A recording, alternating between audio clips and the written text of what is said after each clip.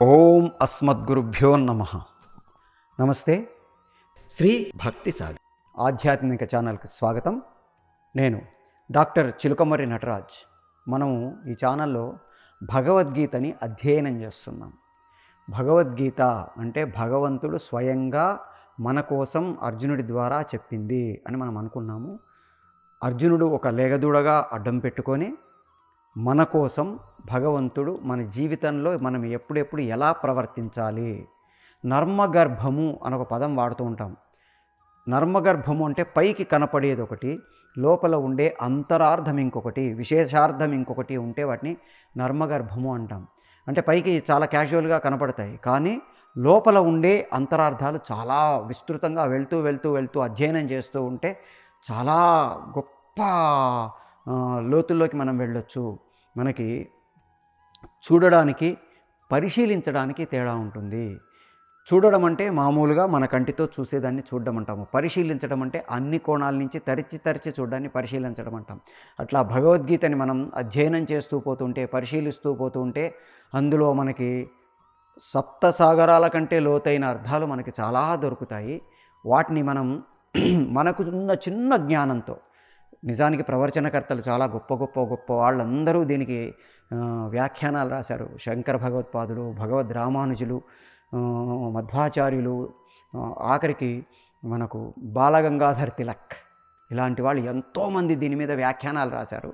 వాళ్ళంత గొప్ప పరిజ్ఞానం మనకు లేకపోయినా మనకు తెలిసిన మిడిమిడి జ్ఞానంతో మనం దీన్ని పరిశీలిస్తేనే మనకి ఇంత తెలుస్తుంది. అంటే సంస్కృతం మీద అద్భుతమైన పట్టు ఉండి, అవగాహన ఉండి, ఒక్కొక్క పదానికి వ్యుత్పత్తి, అర్థాలు, తర్వాత టీకా, తాత్పర్యాలు, వ్యాఖ్యానాలు ఇవన్నీ చేయగలిగిన వాళ్ళు దీన్ని అధ్యయనం చేస్తే ఇంకెంత గొప్ప లోతుల్లోకి వెళ్ళొచ్చు.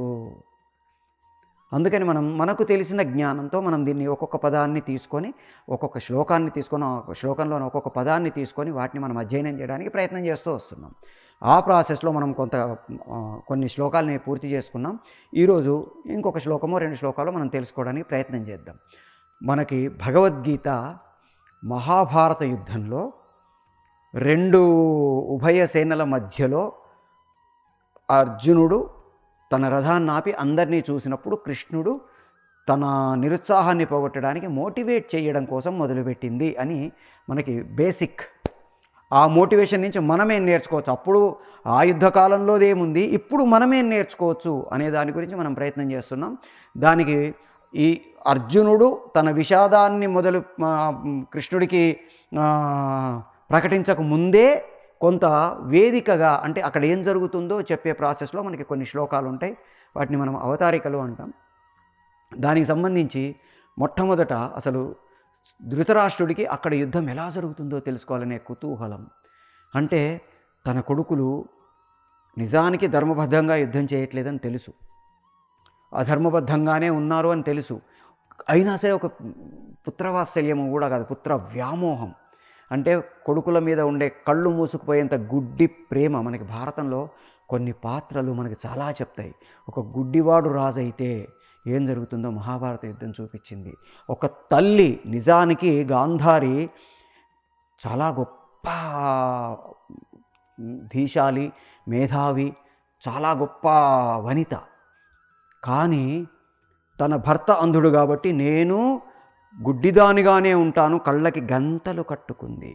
ఒక తల్లి ప్రేమ గుడ్డిదైతే మొత్తం వంశక్షయమవుతుంది.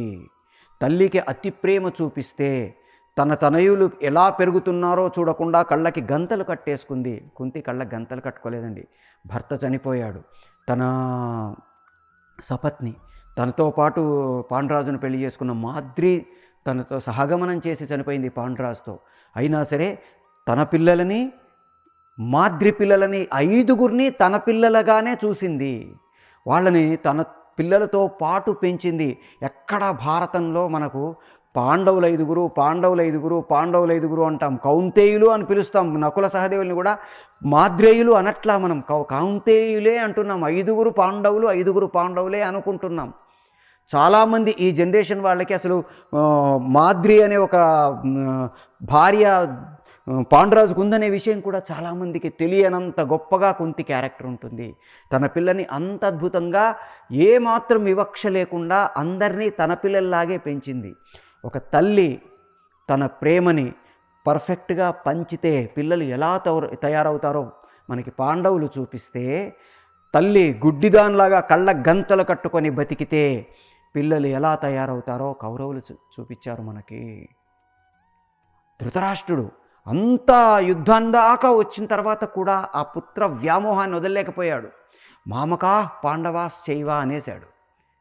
అక్కడ సంజయుడు ఈ యుద్ధరంగంలో జరుగుతున్నదంతా వ్యాసభగవానుడు ఇచ్చిన దివ్య దృష్టితోటి తను చూస్తూ ధృతరాష్ట్రుడికి వివరిస్తున్నాడు. ధర్మక్షేత్రే కురుక్షేత్రే సమవేతాయుత్సవ మామకా పాండవాసేవ కిమకురువత సంజయ అని అడిగితే అప్పుడు చెప్పాడు, పాండవుల సేనను చూడగానే దృష్ట్వాత్ పాండవానికం వ్యూఢం దుర్యోధన సదా ఆచార్యం ఉపసంగమ్య రాజావచనం అబ్రవీత్. వెళ్ళాడు, ఏమేం జరిగింది, ఏం చేస్తున్నాడు, అవన్నీ చూసే ప్రాసెస్లో పాండవుల సేనను చూసి వాళ్ళ సేనలో ఉండే వీరులందరినీ లెక్క పెట్టుకొని దుర్యోధనుడికి తెలియకుండా ఒక భయం ఆవరించింది. ఇన్ఫీరియారిటీ కాంప్లెక్స్ తెలియకుండా అతను ఒక ఆత్మన్యూనతా భావానికి లోనై తగ్గిపోయాడు. అవతలి వైపు 7 అక్షౌహిణుల సైన్యంలో మనకు ఒక 18 మంది వీరులు కనబడ్డారు. 11 అక్షౌహిణుల వీళ్ళ సైన్యంలో 7-8 మంది కంటే ఎక్కువ కనబడట్లా. ఆ బెంబేలను చూసిన భీష్మ పితామహుడు అతను ఒక సింహనాదం చేసి మోటివేట్ చేయడం కోసం శంఖనాదం చేశాడు. చెయ్యగానే మొత్తం కౌరవ సేనలో ఉండే వాళ్ళందరూ గోలగా భూం భూం భూం అని తప్పెట్లు, తాళాలు, కొమ్ము బూరలు అన్నీ వాయించేశారు. డిసిప్లిన్ లేకపోవడం అనేది సూచించింది. ఆ తర్వాత అప్పుడు అలాంటి పరిస్థితుల్లో తతశ్వేతై హైర్యుక్తై మహతి స్యందనే స్థితౌ మాధవో పాండవశ్చైవ దివ్యౌ శంకౌ ప్రథత్ముతు. కృష్ణుడు అర్జునుడు ఇద్దరు కలిసి ఒకేసారి అని శంఖనాదాన్ని చేశారు. ఆ దెబ్బకి అవతల వైపు ఉండే కౌరవసేన మొత్తం ఒకసారి ఆగిపోయింది. విష్ణువు శంఖాన్ని మనం ఎంత గొప్పగా వర్ణిస్తారంటే, విష్ణోర్ముఖోత్థానిల పూరితస్య యస్య ధ్వని దానవ దర్పహంత. దానవుల గుండెల్లో ఒక్కసారి వణికించేసేంత గొప్ప ధ్వని. ఆ శంఖనాదం వినగానే కొన్ని 100 మంది రాక్షసులు, 1000 మంది రాక్షసులు గుండె ఆగి చచ్చిపోయేంత గొప్ప శంఖనాదం కృష్ణుడిది. వాళ్ళిద్దరూ శంఖాన్ని ఊదారు. ఆ తర్వాత ఎలా జరుగుతుంది అనేది ఇప్పుడు మనకు తర్వాతి శ్లోకంలో తెలుసుకోవడానికి ప్రయత్నం చేద్దాం. పాంచజన్యం హృషీకేశో దేవదత్తం ధనంజయ పౌండ్రకం దద్మౌ మహాశంఖం భీమకర్మా వృకోదర అనంత విజయం రాజా కుంతీపుత్రో యుధిష్ఠిర నకుల సహదేవస్య సుఘోష మణిపుష్పకౌ. ఇది ఈ 2 శ్లోకాలు మనం ఇప్పుడు తెలుసుకోవడానికి ప్రయత్నం చేద్దాం. పాంచజన్యం హృషీకేశో, కృష్ణుడి శంఖానికి పాంచజన్యము అని పేరు. పాంచజన్యము అనడానికి మనకు చాలా అర్థాలు ఉన్నాయి. మామూలుగా భగవద్గీతలో మనం బయటికి చూస్తే పాంచజన్యాన్ని కృష్ణుడు, దేవదత్తాన్ని అర్జునుడు, అనంత విజయాన్ని ధర్మరాజు, పౌండ్రం అనేదాన్ని భీముడు, సుఘోష పుష్పకాలు అనే శంఖాల్ని నకులుడు సహదేవుడు ఊదారు. ఇది మనకి బయటికి కనపడే అర్థం. ఇప్పుడు దాంట్లో లోపలికి వెళ్ళి మనం ఈ శ్లోకాల యొక్క విశేష అర్థాలని తెలుసుకోవడానికి ప్రయత్నం చేస్తే, పాంచజన్యము, పంచజనువులు అంటే మన యొక్క 5 ఇంద్రియాలని కంట్రోల్లో పెట్టుకోవడం అనేది మనకి ఇక్కడ తెలుస్తుంది. యాక్చువల్గా పంచజన్యుడు అనే ఒక రాక్షసుడు లోకాల్ని అల్లకల్లోలం చేస్తుంటే విష్ణుమూర్తి వెళ్ళి వాడిని సంహరించి వాడి ఎముకలతోటి ఈ శంఖాన్ని తయారు చేశాడట. దాన్ని పాంచజన్యము అని పిలుస్తాం. అంటే పంచజన్యుడు అనే రాక్షసుడి నుండి వచ్చిన శంఖం కాబట్టి దాన్ని పాంచజన్యము అంటున్నాం. కానీ మనకి పాంచజన్యము, మనకి 5 అనే సంఖ్యకి పురాణాలలో కానీ ఇతిహాసాల్లో కానీ ఒక గొప్ప అది ఉంటుంది. పంచపాండవులు, పంచేంద్రియాలు, పంచభూతాలు, ఇట్లా 5 అనే సంఖ్యకి చాలా చాలా చాలా అవి ఉంటాయి. మనకి ఈ 5 ఇంద్రియాల మీద నిగ్రహం ఉంటే మనము మన పనిలో విజయం సాధిస్తాము. ఇది మనకి భగవద్గీత చెప్తున్నది. కృష్ణుడి శంఖం ద్వారా మనకి భగవద్గీత నేర్పిస్తున్న పాఠం. పంచేంద్రియాలు, మన కళ్ళు, ముక్కు, చెవులు, నాలుక, స్పర్శ, చర్మము, ఇవి మనకి ఉండే 5 ఇంద్రియాలు. వీటినే మనం జ్ఞానేంద్రియాలు అంటాం. జ్ఞానేంద్రియాలు వేరు, కర్మేంద్రియాలు వేరు. అరిషడ్ వర్గాలని మనం అదుపులో పెట్టుకోవడానికి ఈ జ్ఞానేంద్రియాలు చాలా అవసరం. మనకు జ్ఞానేంద్రియాల ద్వారా మనం జ్ఞానాన్ని సంపాదిస్తున్నాం కాబట్టి వీటిని మనం జ్ఞానేంద్రియాలు అంటున్నాము. మనకి అచ్చు విచ మార్గాలు అని పెద్దలు చెప్పారు. అనుభవించడం, చూడడం, వినడం, చదవడం, ఇవి 4 మార్గాల ద్వారా మనకు జ్ఞానాన్ని తీసుకోవడానికి ప్రయత్నం చేస్తాము. అనుభవించడంలో నాలుక, ముక్కు, స్పర్శ, ఈ 3 వస్తే, వినడం చెవులైతే, చూడడం, చదవడం 2 మనకి కళ్ళ ద్వారా వస్తాయి. అందుకే సర్వేంద్రియాణం నయనం ప్రధానం. అంటే 2 రకాల జ్ఞానాలు మనకి విద్య నేర్చుకోవడం ద్వారా, చూడడం ద్వారా, అంటే పరిశీలించడం ద్వారా, ఆ విద్యను చూసో చదివో నేర్చుకోవడం ద్వారా మనం నేర్చుకుంటాం. కాబట్టి కళ్ళకి ఇంకా ఎక్కువ ఇంపార్టెన్స్ ఇచ్చారు. దానికి ఎక్కువ మిగతా అన్ని ఇంద్రియాల కంటే ఇది ప్రధానము అని మనకు పెద్దలు చెప్పారు. సో ఈ ఇంద్రియాల నుండి మనం జ్ఞానం పొందిన జ్ఞానాన్ని సరిగ్గా ఉపయోగించుకోకపోతే మనము సక్సెస్ కాము. ఐక్యూ అనే పదం వాడుతుంటాం.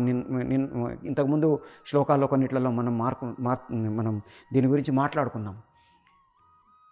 జ్ఞానం ఉండడం వేరు, ఆ జ్ఞానాన్ని సరైన సమయంలో సరైన విధంగా ఉపయోగించడం వేరు. ఐక్యూ అంటాం. జ్ఞానం అంటే నాలెడ్జ్ వేరు, ఐక్యూ వేరు. ఇంటెలిజెన్స్ వేరు, ఇంటెలిజెన్స్ కోషెంట్ వేరు. అంటే మనకున్న జ్ఞానాన్ని ఎప్పుడు ఎలా ఉపయోగపడుతుందో అలా ఉపయోగించుకోవడాన్ని మనం ఐక్యూ అంటాము. ఇక్కడ ఈ శ్లోకంలో పాంచజన్యం హృషీకేశో, మామూలుగా పాంచజన్యం ఏదో కృష్ణుడికుండే 10,000 పేర్లలో ఏదో ఒక పేరు చెప్పొచ్చు కదా.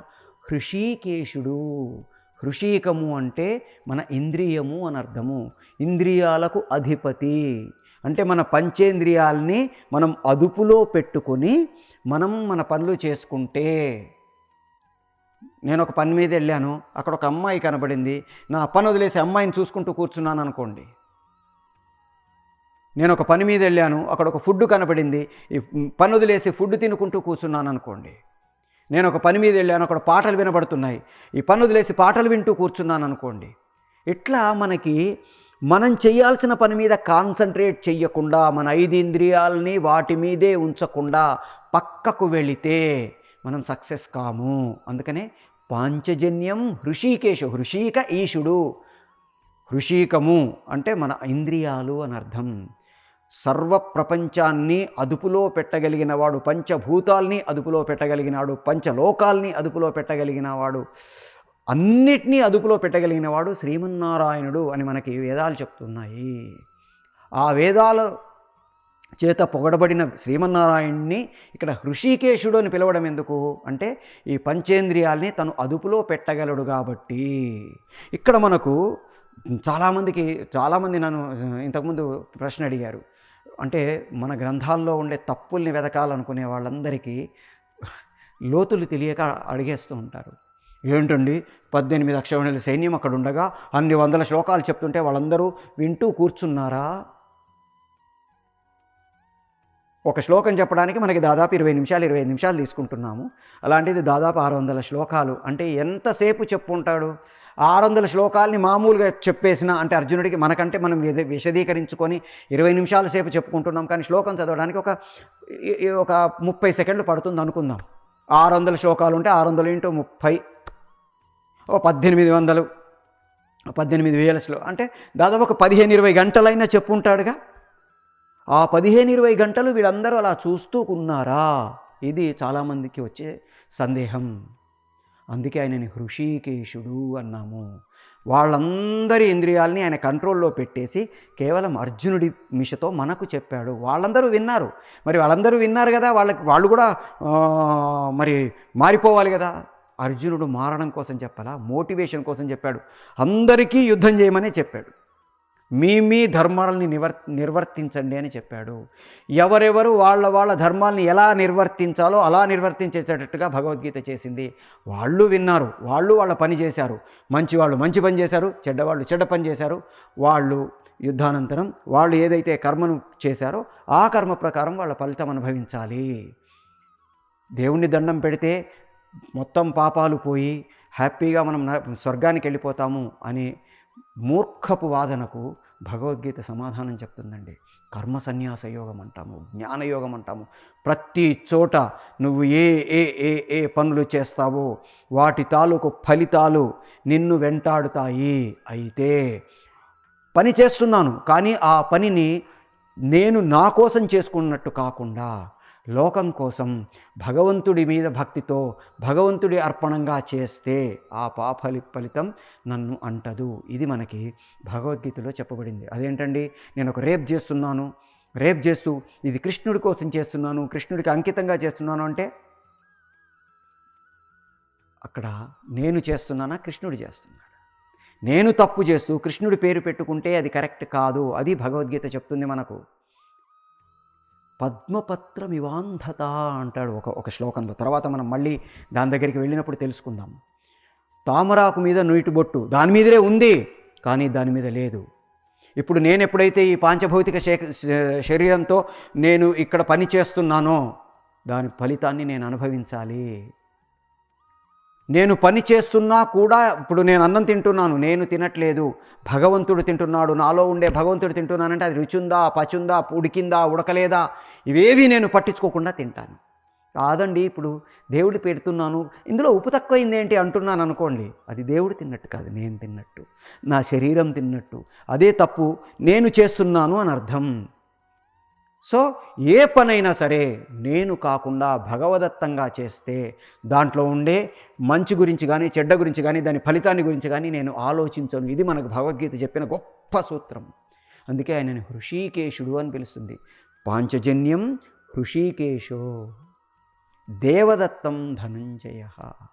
ధనంజయుడు అంటే ధనాన్ని జయించినవాడు. ఎప్పుడు జయించాడండి ధనాన్ని అంటే రాజసూయ యాగం సమయంలో మొత్తం దేశాలన్నీ దగ్గరికి వెళ్ళి వాళ్ళందరినీ జయించి వాళ్ళందరి తేట ధర్మరాజుకు కప్పం కట్టించాడు. అలా ధనంజయుడు అని పేరు తెచ్చుకున్నాడు. ఇక్కడ రెండు అర్థాలు వాడతాము. ధనాన్ని జయించినవాడు, ధనం మీద ఆశను జయించినవాడు, ధనం మీద వ్యామోహం లేనివాడు. అంత ధనాన్ని తీసుకొచ్చి ఏం చేశాడు? తన అన్నకు అర్పించాడు, రాజుకు అర్పించాడు, భగవంతుడికి అర్పించాడు. తన దృష్టిలో అన్నే రాజు దేవుడే. సో తనేమి ఉంచుకోలా, తను ఉంచుకోనుంటే స్వార్థమయ్యేది. తన కోసం సంపాదిస్తే వ్యామోహము, దేశం కోసమో రాజ్యం కోసమో రాజు కోసమో ప్రజల కోసమో సంపాదిస్తే అది వ్యామోహం అనిపించదు, సేవ అనిపిస్తుంది. 1 రూపాయి సంపాదించినా, 100 రూపాయలు సంపాదించినా, 1,00,000 రూపాయలు సంపాదించినా స్వార్థంతో సంపాదించాలి, పరమార్థం కోసం సంపాదించాలి. స్వార్థం ఎంతవరకు? మనం మాట్లాడుకున్నాం, ధర్మ అర్థ కామ మోక్షాలు అని 4 పురుషార్థాలు అంటాం. అదేంటండి కామం పురుషార్థం అంటారేంటి? కామం అంటే మనం చూసే కామం కాదు. కామం అంటే కోరిక, ఇష్టము. ఇష్టాలు ఉండాలి. ఈ పాంచభౌతిక దేహంలో మనం పుట్టాము కాబట్టి, మనం పెరుగుతున్నాం కాబట్టి, మనం తిరుగుతున్నాం కాబట్టి మనకు కొన్ని ఇష్టాలు ఉండాలి. అయితే ఆ ఇష్టాలు ధర్మబద్ధంగా ఉండాలి. అర్థాన్ని మనం సంపాదించుకోవాలి, డబ్బు సంపాదించుకోవాలి. డబ్బు లేకపోతే ప్రపంచంలో మనం గడపలేము. అయితే ఎంతవరకు సంపాదించిన డబ్బుని ఎంతవరకు తీసుకెళ్ళి ఒక చోట దాచిపెట్టాము, నేను తినట్లేదు, పక్కవాడికి సాయం చేయట్లేదు. ఎందుకు ఆ ధనము? ఇక్కడున్న ఆ సంపాదించక ముందున్న ప్లేస్లో ఉన్న సేమే కదా, సమానమైనప్పుడు సంపాదించి మన దగ్గర పెట్టుకోవడం ఎందుకు? నేను అనుభవించట్లేదు, పక్కవాడిని అనుభవించనివ్వట్లేదు అన్నప్పుడు బ్యాంకుల్లోనో లేకపోతే ఇంట్లో లాకర్లలోనో డబ్బులు మూలుగుతూ ఉంటే ఆ డబ్బు నేను సంపాదించి ప్రయోజనం ఏమిటి? పోనీ నేను అనుభవిస్తున్నాను అనుకోండి, అద్భుతంగా సరిపోయింది. అనుభవించకుండా పక్క వాళ్ళకి పెడుతున్నాను అనుకోండి, అప్పుడు సరిపోయింది. కానీ నేను అనుభవించక పక్క వాళ్ళకి పెట్టక ఏం చేసుకోను? అందుకే ఇప్పుడు మనకి ధనం సంపాదించు, కానీ ఎంతవరకు సంపాదించాలో అంతవరకు సంపాదించలు, ఎంతవరకు ఆశపడాలో అంతవరకు ఆశపడు. ఆశ, అత్యాశ, దురాశ అంటాం. అంటే మనకు ఆశ ఉండాలి. ఆశ లేని మనిషి బతకడం, జీవితం గడపడం కష్టం. ఉండకూడదు. ఆశ లేకపోతే నువ్వు బతకక్కర్లా, చచ్చిపో. కానీ ఎంతవరకు అత్యాశ, ఇంకా కొంచెం ఎక్కువ ఆశ. 100 రూపాయలు సంపాదించా, 1000 రూపాయలు సంపాదిస్తే బాగుండు. ఆ 1000 రూపాయలు సంపాదిస్తే నేనేమేం చేయగలను, ఎందుకు నేను ఈ 1000 రూపాయలు సంపాదించాలి, దానికి ఒక కారణం ఉండాలి, ఒక మోటివ్ ఉండాలి. అప్పుడు నువ్వెంతైనా సరే. దాని తర్వాత ఇంకా దురాశ. దురాశ దుఃఖమునకు చేటు. 100 రూపాయలు వస్తే 1000 రూపాయలు రావాలనిపిస్తుంది, 1000 వస్తే 10,000 రావాలనిపిస్తుంది, 10,000 వస్తే 1,00,000, కోటి, 10 కోట్లు, 100 కోట్లు, 1000 కోట్లు, ఎంత వచ్చినా ఈ దాహం తీరదు. దాహం ఉండకూడదు. ఏదైనా సరే అది తీరిన తర్వాత తృప్తి చెందేట్టుగా మన ఆశలు ఉండాలి తప్ప ఆ ఆశలకు అంతు లేకుండా ఉండకూడదు. ఇది మనకి ఇక్కడ ధనంజయ పదం ద్వారా మనకు భగవద్గీత నేర్పిస్తుంది. దేవదత్తం, ఆయన శంఖం పేరేంటట, దేవదత్తము. అంటే భగవంతుడి చేత ఇవ్వబడిన ధనంజయుడు. నేను సంపాదించుకోవాలని సంపాదించుకున్న ధనంజయుడు కాదు ఆయన. దేవదత్తము అంటే దేవతల చేత ఇవ్వబడింది. నాకెంత రాసి పెట్టిందో అంతే సంపాదించాలనే ఒక అద్భుతమైన లిమిటేషన్స్, ఒక పరిమితులతో నేను ఆ సంపాదిస్తే నేను మంచి జీవితాన్ని గడుపుతున్నట్టు లెక్క. సో దేవదత్తుడైన ధనంజయుడు, ఆ దేవదత్తం అనే శంఖాన్ని పూరించాడు అనేది పైకి కనబడితే అర్థము మనం సంపాదించాల్సిన ధనం దైవదత్తమై ఉండాలి. మనకి ఎంత రాసి పెట్టిందో అంతే సంపాదించడానికి ప్రయత్నం చేయాలి, ఆశలకు వెళ్ళొద్దు అని ఇక్కడ మనకి భగవద్గీత నేర్పిస్తుంది. పౌండ్రం, పుండ్రము అంటే ధరించేది అని అర్థం. ఊర్ధ్వపుండ్రాలు అంటాము, భస్మపుండ్రాలు అంటాము. నుదిటి మీద ధరించే వాటిని మనం పుండ్రాలు అంటాం, బొట్టులాగా పెట్టుకునేవి అని. అది భీముడి శంఖం పేరట. పౌండ్రం దద్మౌ మహాశంఖం, మామూలు శంఖం కాదట అది, మహాశంఖము. అంటే భీముడు శంఖనాదం చేస్తే, మామూలుగా సింహనాదం చేస్తేనే గుండాగి చచ్చిపోతారు, శంఖనాదం చేస్తే ఇంకా గుండాగి చచ్చిపోతారు. పౌండ్రం దద్వౌ, పౌండ్రము అంటే మనము అభ్యున్నతికి చెందడాని కోసం మనం మన జ్ఞానాన్ని ప్రదర్శించడం కోసం పెట్టుకునే వాటిని పుండ్రములు అంటాము. కొంతమంది భస్మాన్ని పెట్టుకుంటారు, కొంతమంది విభూది పెట్టుకుంటారు, కొంతమంది నిలువు బొట్టు పెట్టుకుంటారు, కొంతమంది గుండ్రగా పెట్టుకుంటారు, కొంతమంది యు ఆకారంలో పెట్టుకుంటారు, కొంతమంది వై ఆకారంలో పెట్టుకుంటారు, కొంతమంది వి ఆకారంలో, కొంతమంది అడ్డంగా పెట్టుకుంటారు, కొంతమంది ప్లస్సులు, చంద్ర, రకరకాలుగా మనకి ఈ పుండ్రాల్ని ధరించే సాంప్రదాయాలు మనకి భారతదేశంలో సనాతన కాలంలో ఉన్నాయి. ఒకటి చంద్రులాగా పెట్టుకుంటారు, ఒకటి సూర్యుడిలాగా పెట్టుకుంటారు. అవన్నీ వాళ్ళ పారంపర్యతను, వాళ్ళ జ్ఞానాన్ని, వాళ్ళ లక్ష్యాల్ని, వాళ్ళ వంశ మర్యాదల్ని తెలియజేస్తాయి. భీముడు అనేవాడు వాళ్ళ వంశ మర్యాదని నిలబెట్టడం కోసం ఒక స్త్రీని 10 మందిలో అవమానిస్తే వాడి వక్షస్థలాన్ని చీల్చి వాడి తొడ మీద కూర్చోబెట్టుకుంటా అన్న వాడి తొడల్ని విరగ్గొట్టి వాళ్ళ వంశ మర్యాదని నిలబెట్టగలిగిన వీరుడు. అందుకని పౌండ్రం అనేది భీముడి యొక్క శంఖం పేరు. అది మామూలు శంఖం కాదు, మహాశంఖం. పౌండ్రం దద్మౌ మహాశంఖం భీమకర్మ వృకోదర. భీమకర్మ అంటే భీమ అనే పదమే గొప్పది, చాలా విశిష్టమైనది అని అర్థం. భీమకర్మ చేయగలిగిన వృకోదరుడు అని పిలుస్తున్నారండి భీముణ్ణి. బాగా ఆకలి కలిగిన వాడు, తోడేల్లాగా ఎంత తిన్నా, తోడేలట తింటూనే ఉంటుంది. దానికి ఎంత తిన్నా మళ్ళీ ఏదైనా కొత్తది కనబడితే తినడానికి వెళ్ళిపోతుంది. అలాంటి వాడు వృకోదరుడు అని భీముణ్ణి పిలుస్తున్నాము. ఇక్కడ మనము ఈ భీమకర్మ వృకోదర అంటే ఆకలి ఉండాలి మనిషికి. ఎలాంటి ఆకలి ఉండాలి? జ్ఞానాన్ని తెలుసుకునే ఆకలి ఉండాలి. మన పని గురించి మనం తెలుసుకోవాల్సిన ఆకలి ఉండాలి. మనం ఏదైతే పని చేద్దామనుకుంటున్నామో దాని లోతుల్లోకి వెళ్ళి దాన్ని మనం మన విజ్ఞానంగా మార్చుకునేంత ఆకలి ఉండాలి. జ్ఞానదాహం అంటాం దీన్ని, జ్ఞానార్తి అంటాం దీన్ని. అది ఉండాలి అని మనకి భగవద్గీత ఈ వృకోదరుడు అనే పదం ద్వారా చెప్తుంది. అది కూడా ఎలా ఉండాలి? భీమకర్మ అంటే ఏదో మామూలుగా ఏదో అల్లటప్పగా చేసేయకండి, గొప్పగా పని చెయ్యండి. మన జ్ఞానాన్ని మనం తెలుసుకునేంత, మనకున్న శక్తి సామర్థ్యాల్ని మనం తెలుసుకునేంత గొప్పగా మనకి పని చేయండి అని ఈ శ్లోకం చెప్తుంది. ఆ తర్వాత ఇంకా కొన్ని నెక్స్ట్ శ్లోకంలో ఎవరెవరు ఏం చేశారో, ఏమేమి ఊదారు అవన్నీ మనం ఇంకొకసారి తెలుసుకోవడానికి ప్రయత్నం చేద్దాం. జై శ్రీమన్నారాయణ.